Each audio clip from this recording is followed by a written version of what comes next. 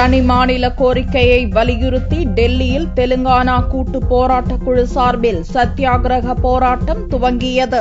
ஆந்திராவை பிரித்து தெலுங்கானா தனி மாநிலத்தை உருவாக்க வேண்டுமென தெலுங்கானா கூட்டு போராட்டக் குழு சார்பில் நீண்ட காலமாக பலவிதமான போராட்டங்கள் நடந்து வருகிறது. தெலுங்கானா மாநிலத்தை உருவாக்கும் பணிகளை மத்திய அரசு விரைவுபடுத்த கோரி கூட்டுக்குழு சார்பில் டெல்லி ஜந்தர் மந்தரில் 2 நாள் சத்தியாகிரக போராட்டம் திங்களன்று காலை துவங்கியது. கூட்டு போராட்ட குழுவில் தெலுங்கானா ராஷ்டிரிய சமிதி, தெலுங்கு தேசம், பாரதிய ஜனதா உள்ளிட்ட அனைத்து அரசியல் கட்சியினரும் இடம்பெற்றிருப்பதால் எம்பிக்கள், எம்எல்ஏக்கள் உள்ளிட்ட 1500க்கும் மேற்பட்ட தெலுங்கானா ஆதரவாளர்கள் இந்த போராட்டத்தில் கலந்து கொண்டனர். பாரதிய ஜனதா தலைமை சார்பில் போராட்டத்தில் பங்கேற்ற செய்தி தொடர்பாளர் பிரகாஷ் ஜாவேத்கர் கூறுகையில், பாரதிய ஜனதா மத்தியில் ஆட்சிக்கு வந்தால் 100 நாளில் தனி தெலுங்கானா மாநிலத்தை உருவாக்குவோம் என்று உறுதியளித்தார்.